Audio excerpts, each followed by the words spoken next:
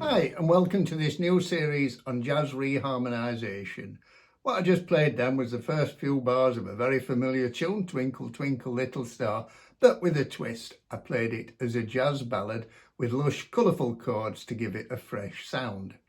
So in this series I'm going to take a deep dive into the world of jazz reharmonisation, and I'm going to show you how we can start off taking a simple melody, harmonised with just the three primary triads. So in this case, in the key of C, that's C, F and G, C, F, C, G, C, G, C. And then step by step, gradually transform it into something that's truly unique. Today, I'm going to be starting with the basics. So if you're new to jazz reharmonisation, don't worry, I'll guide you step by step. As we move through each lesson, I'll demonstrate how you can add rich harmonies and more complex voicings to bring new life to any melody. Just to give you a little taste of where we're headed with this course, and to show you how you can take a simple melody and by reharmonising and stylising it in various different ways, you can completely change the mood and feel of the piece. So I'm going to play the first few bars of Twinkle Twinkle Little Star again with a more contemporary jazz reharmonisation, and then I'm going to play it again with a swing version with a walking bass, and finally I'm going to go back into a jazz ballad style.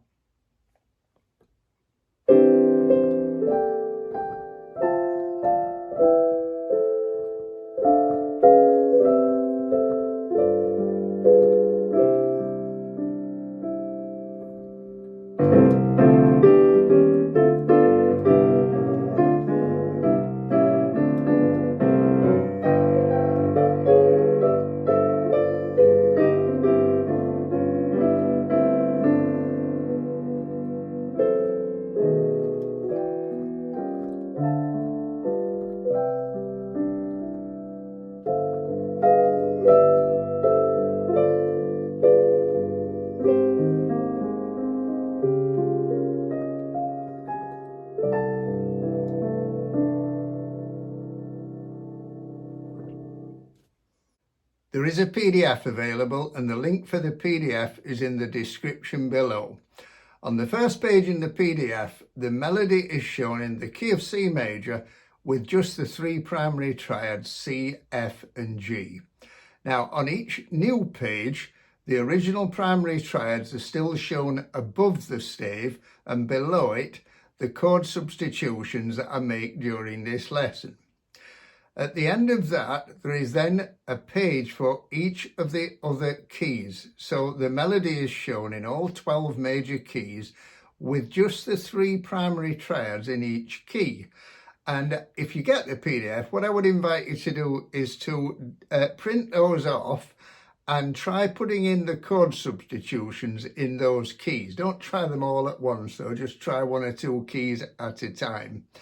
After that, there is then a page for each of the other keys with all the chord substitutions in, so you can check whether you've got them right.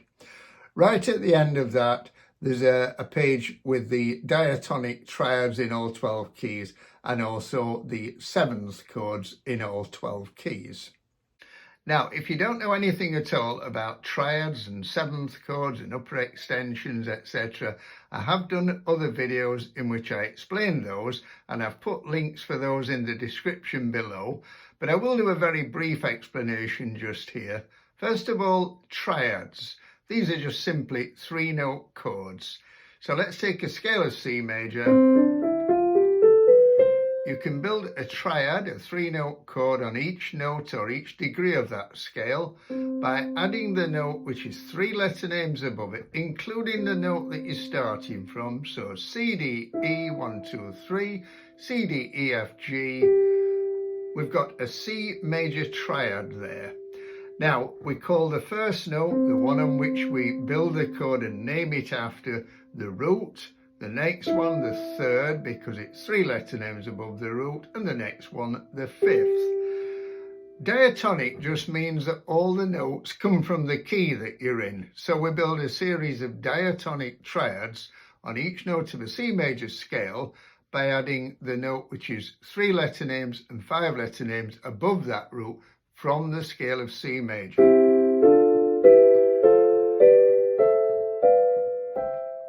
Now you'll notice that they don't all sound the same. The triads on the first note of the scale, the fourth note and the fifth note are all major triads. The triads on the second, third and sixth note of the scale are minor. And the triad on the seventh note of the scale is a diminished triad. Now what makes them different is the distance or the interval between the notes in the triad. So for instance, if we look at a major triad and count the number of semitones between the root and the third, we get 1, 2, 3, 4, and then between the third and the fifth, 1, 2, 3. Now if we compare that to a minor triad, say on the second note of the scale, the number of semitones between the root and the third is only 1, 2, 3, and between the third and the fifth is 1, 2, 3, 4. Now, you can then extend these triads by adding a note which is 7 letter names above the root. So if we take the C major triad and we add the note which is 7 letter names above C, we get that 7th chord. And again, you can build a diatonic 7th chord on each degree of the scale.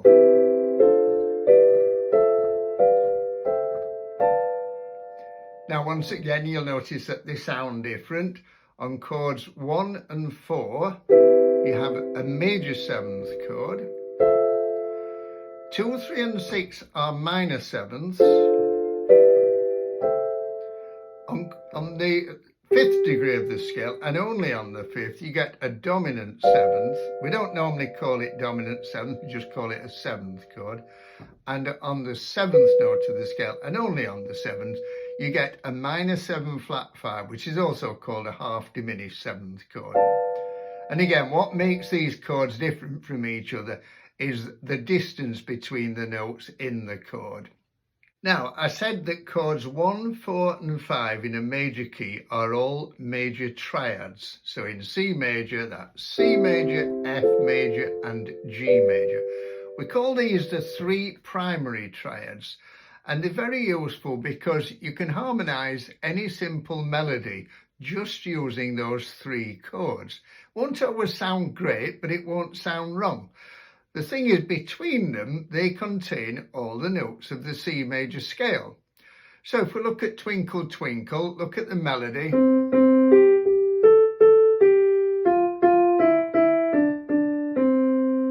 Let's have a look at how we can harmonise that with just the 3 primary triads.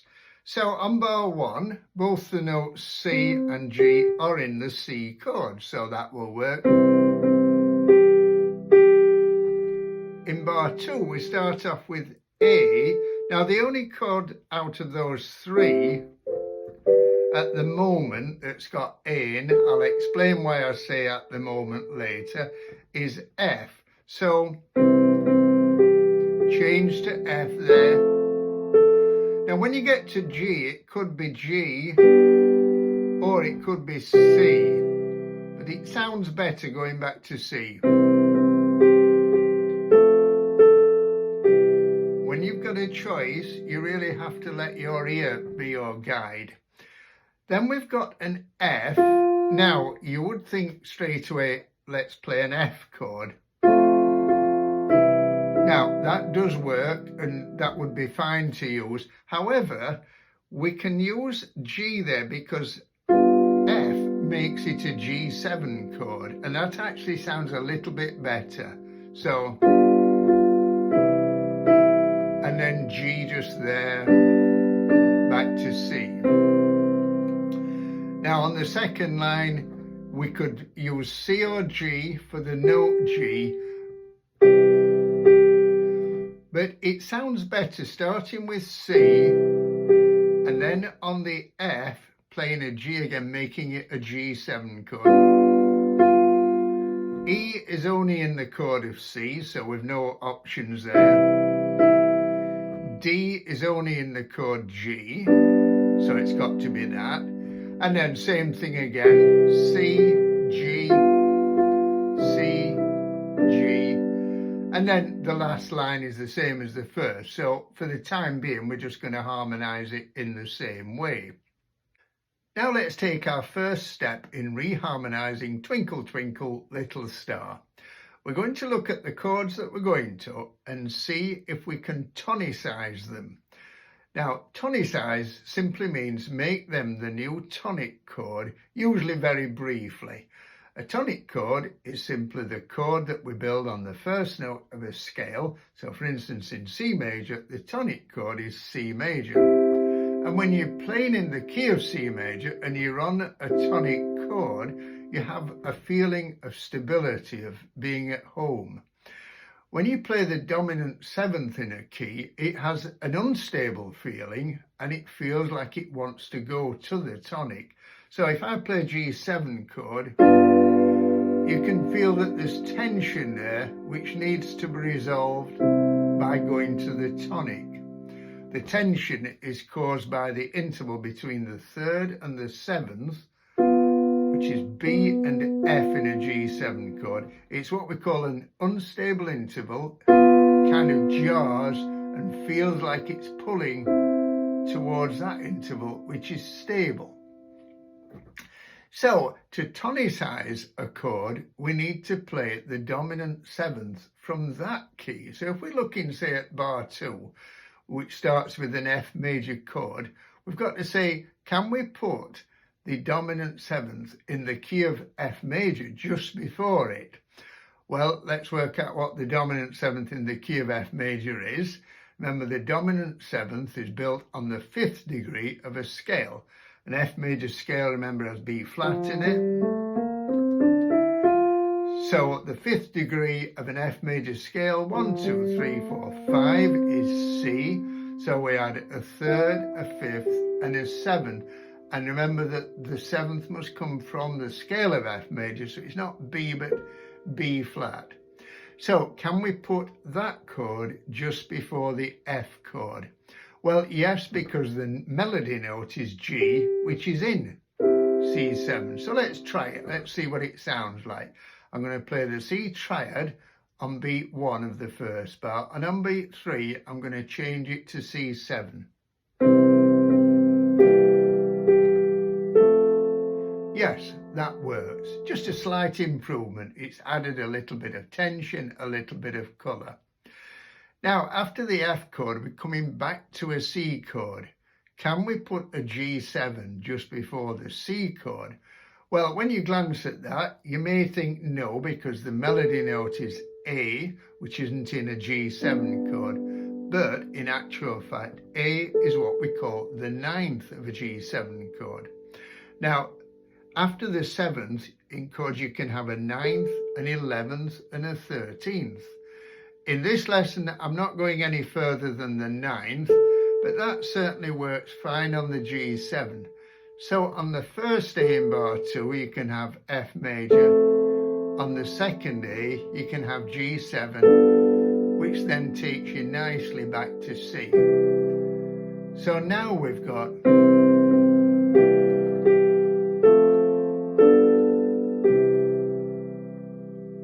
now on the next note, we're already playing a G chord, making it G7 back to C. Now just on that D, we want to G7. Obviously, there's nowhere to put the 7th yet, so we have to revoice this chord, which means rearrange the notes of the chord. Simply put the G down there, and then we can have the 7th, the 3rd and the 5th there. And then back to the C chord. Now on the second line, we're already using the G7 on the note F. Just here on the D, we want G7 again. So we've got to voice it like that.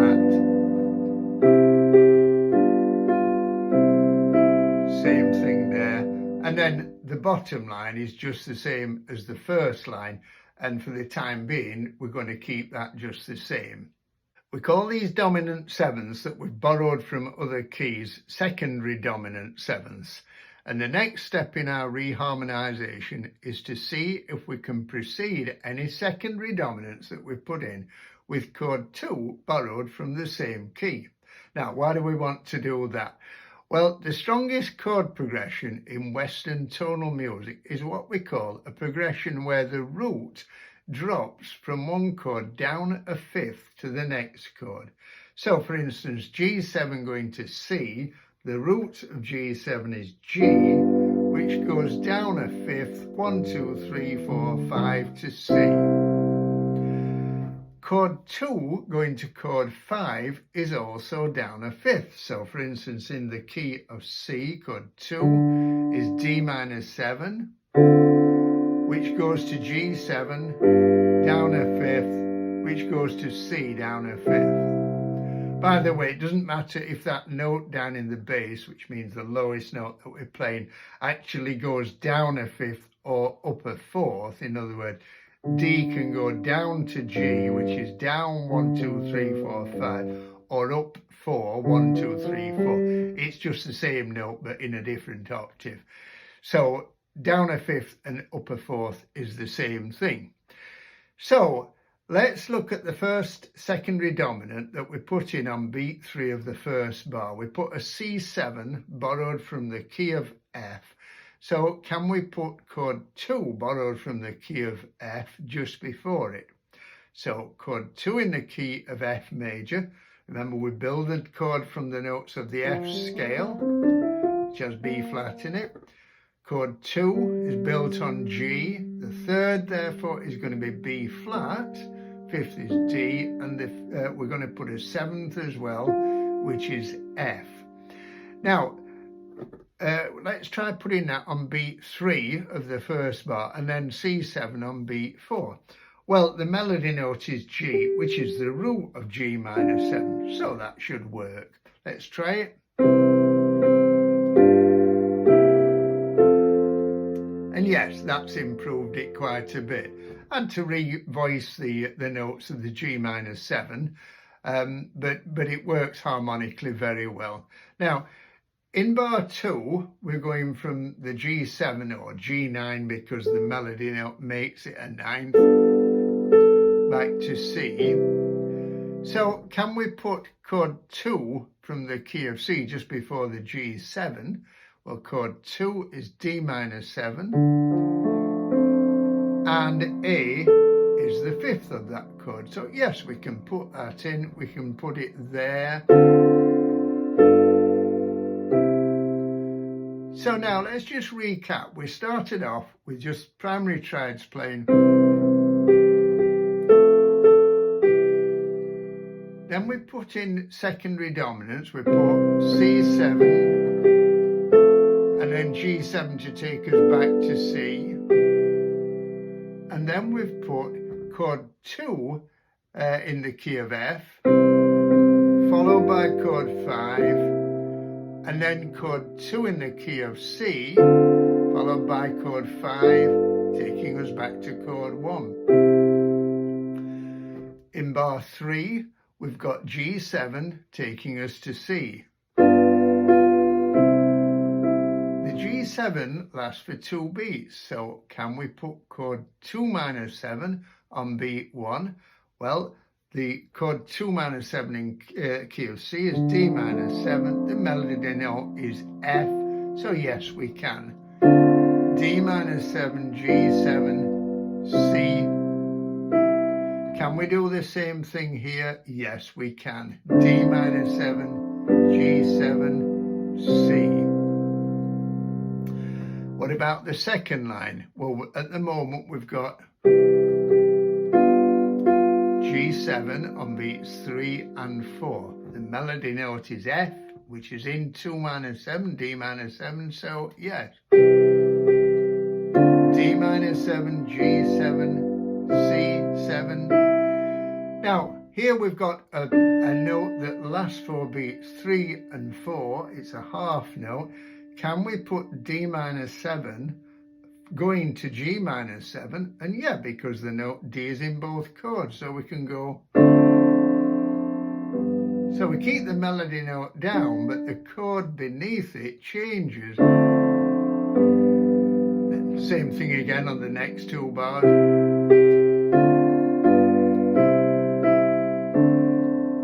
And again, for the time being, we're still keeping the harmony of the bottom line the same as the first. Now, the triads that are left sound a little bit bland compared to the 7th and 9th chords that we've put in. So the next step in the reharmonization is simply to look at any triads that are left and change them into either 7th or 6th chords. So on the first note, for instance, C, we've just been playing an ordinary C triad there.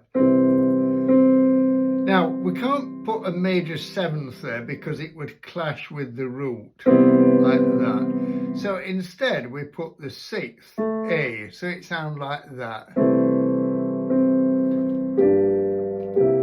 Just gives it that little bit of colour and matches it to the level of colour with the minor 7th and the dominant 7th and the 9ths. By the way, major 7ths and major 6th chords are pretty well interchangeable. And if the melody note is the root, then you need to use the 6th rather than the major 7th. So let's have a look where else we need to add 6th or 7th. So just here, we're going back to a C chord, and we've just been playing a major triad there. Now here, we can put a major 7th in. You could play it like that. It's better if you rearrange these notes, revoice them. Don't forget, in the description below, I've got links to other videos that I've made about chord voicing. That's the way that you arrange the voices or the notes in a chord, and voice leading. So just here, for instance, if I take the E out of there and put it up there, it sounds better because the notes are more spread out between the melody and the bass. So now we've got and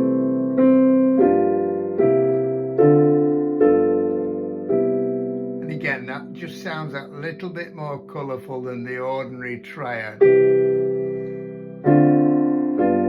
Now just here we've got the melody note is E and it's a C chord. So once again, we can put the major 7th in there.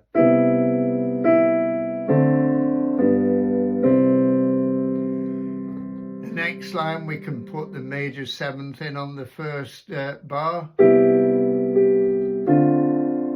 can put one in here. Same thing here.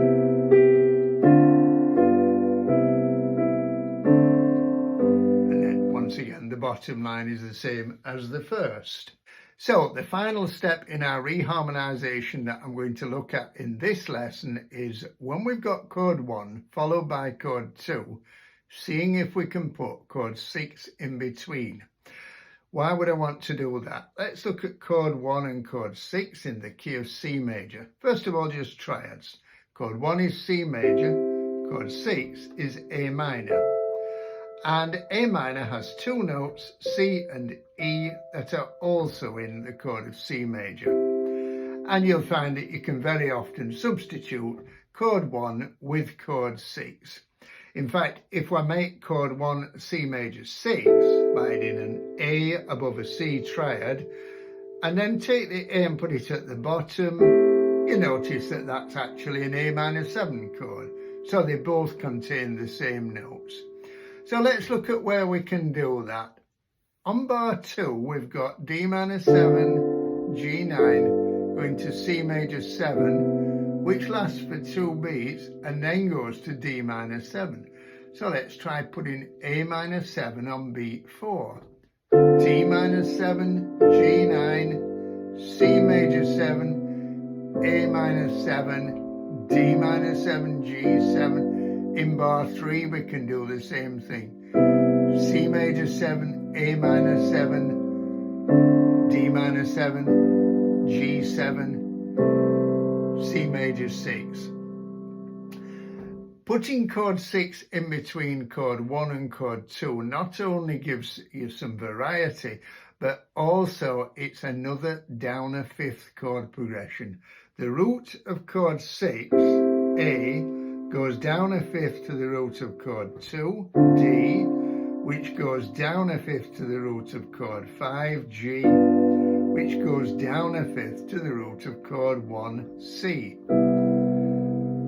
The progression 6, 2, 5, 1 is very strong and again is used all the time in jazz. So on the second line, we can do that in the first bar. C major 7, change to A minor 7, D minor 7, G 7. Can do the same thing in bar 2. A minor 7, D minor 7, G 7. Next two bars are the same as the two I've just played, and the bottom line for the time being, we're still playing the same as the first. So we've already made the thing sound much more colourful and much more like a jazz ballad. I hope you found that useful. If you did and you haven't done so far, I'd be really grateful if you give it a thumbs up and subscribe. Don't forget that if you want, there is a PDF available. The link for the PDF is in the description below. And in the next video, I'm going to look at adding ninths on the major seventh chords, on the minor seventh chords. I'm going to look at using flat and fifth substitutes, and I'm also going to use suspensions. See you in the next video.